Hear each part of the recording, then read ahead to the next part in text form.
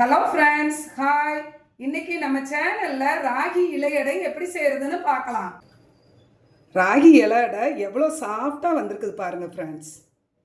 ராகி இலை அடை செய்கிறதுக்கு அடுப்பில் ஒரு வடைச்சட்டி வச்சு ஒரு 8 முந்திரி பருப்பை உடச்சி வச்சுருக்கிறேன். இதை வறுத்துக்கலாம்.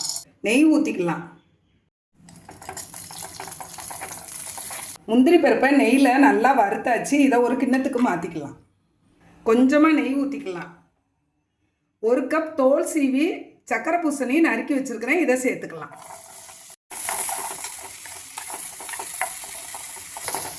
சக்கரை பூசணி நெய்யில் நல்லா வதங்கிடுச்சு. அடுப்பை ஆஃப் பண்ணிடலாம்.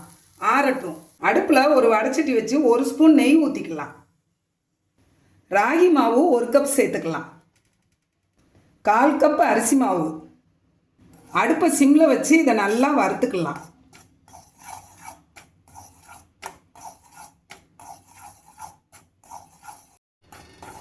மாவு இந்த அடுப்பில் சிம்மில் இருக்கட்டும்.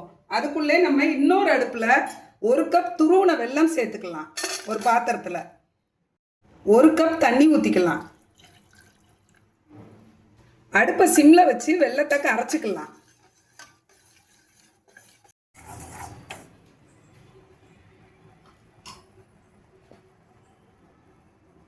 சக்கரை பூசணி நல்லா ஆறிடுச்சு. மிக்சி ஜாருக்கு மாற்றிட்டேன். ஃபைன் பேஸ்ட்டாக அரைச்சிட்டு வந்துடலாம். மாவு நல்லா வாசம் வருது. அடுப்பை ஆஃப் பண்ணிடலாம். வெல்லமும் நல்லா கரைஞ்சிருச்சு. அடுப்பை ஆஃப் பண்ணிடலாம். சக்கரை பூசணியை கொஞ்சமாக தண்ணி ஊற்றி ஃபைன் பேஸ்ட்டாக அரைச்சிட்டு வந்தாச்சு. வறுத்த மாவோட கொஞ்சமாக ஏலக்காய் தூள் சேர்த்துக்கலாம். நெய்யில் வறுத்த முந்திரி பருப்பு, துருவன தேங்காய் பூ 3/4 கப் சேர்த்துக்கலாம். அரைச்ச சக்கரை பூசணி விழுதவும் சேர்த்துக்கலாம்.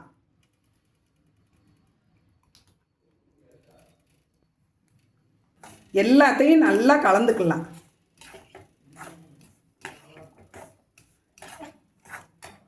வெள்ளைப்பாக வடிகட்டி சேர்த்துக்கலாம்.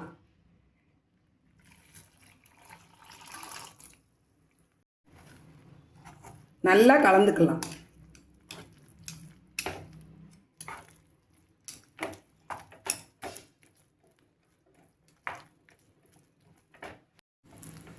எல்லாத்தையும் நல்லா கலந்தாச்சு.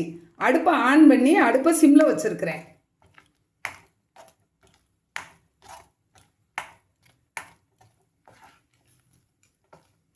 அடுப்பை சிம்மில் வச்சு மாவை கிளறி கொடுத்து 3 நிமிஷம் ஆகுது. நல்லா கெட்டிப்பட்டு வந்துருச்சு. அடுப்பை ஆஃப் பண்ணிடலாம்.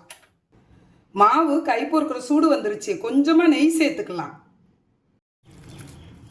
மாவை நல்லா கையை வச்சு ஒன்று போல் பிசைஞ்சிக்கலாம்.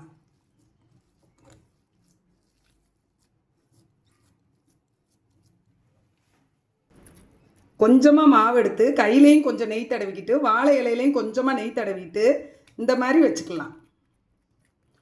நம்ம என்ன ஷேப் வேணாலும் வச்சுக்கலாம். இந்த மாதிரி வாழை இலையில் வச்சுட்டு வாழை இலையை இந்த மாதிரி மடிச்சிடலாம்.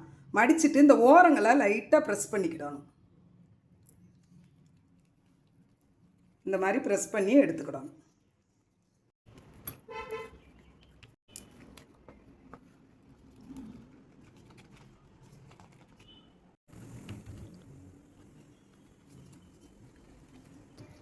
இந்த மாதிரி வாழை இலையில் வச்சு இட்லி தட்டில் வச்சுக்கலாம். இதே மாதிரி எல்லா மாவையும் செஞ்சுக்கலாம்.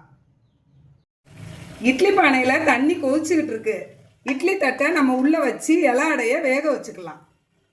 மீதி இருக்கிற மாவை இந்த மாதிரி பிடிச்சு வச்சுக்கலாம்.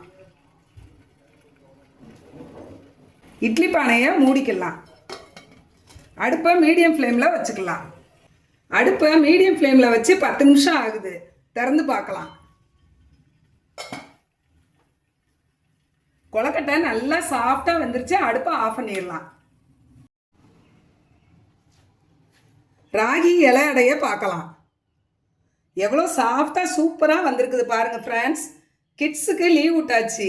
ஸ்நாக்ஸுன்னு கேட்டாங்கன்னா இந்த மாதிரி ராகி இலை அடை ஹெல்த்தியாக செஞ்சு கொடுங்க. விரும்பி சாப்பிடுவாங்க. ரொம்ப டேஸ்ட்டாக இருக்கும். Thank you friends.